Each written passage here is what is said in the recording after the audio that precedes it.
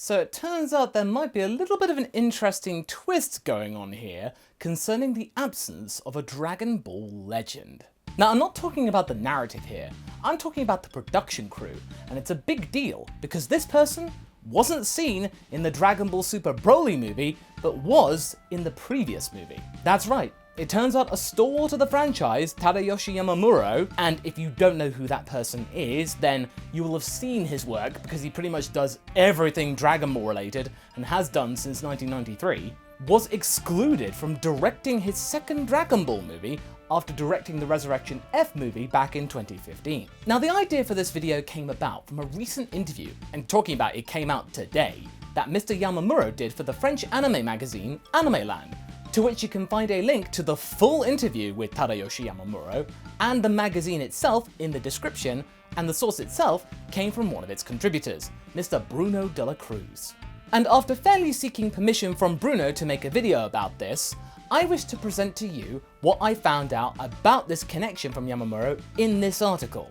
It turns out that Tadayoshi Yamamuro may have been indirectly fired from, or at least not considered to lead the way on, directing the Dragon Ball Super BROLY movie. That plum, as we know, went to Tatsuya Nagamine.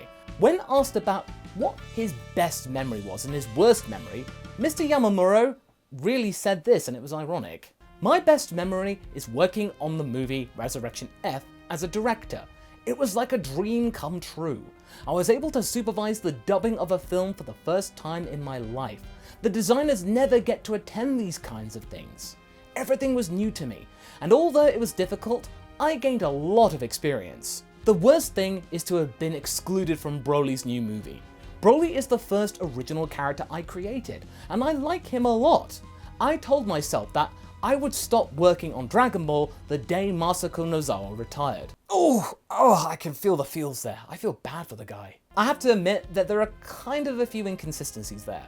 Takao Koyama came up with the concept of BROLY. Toriyama and Yamamuro sort of worked on the character design, but it is true that Tadayoshi Yamamuro, the BROLY movie, that first one in 1993, was his big break. And from there, he pretty much was on cue for everything Dragon Ball related, promotional material, directing some of the episodes.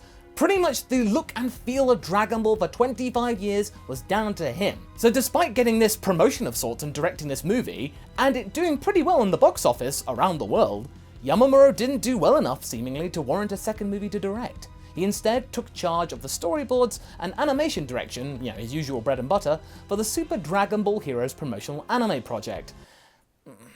And you all know how I feel about that nowadays. In fact, in my opinion, that promotional series really outlines the flaws in Yamamuro's design work nowadays. It's so stale and repetitive. It feels like what I watched from an early 2000s flash animation of a Dragon Ball product. I talked to Anime AJ about this, and he agreed with me that this revelation that he was specifically iced out of the possibility to direct BROLY at all was really unusual.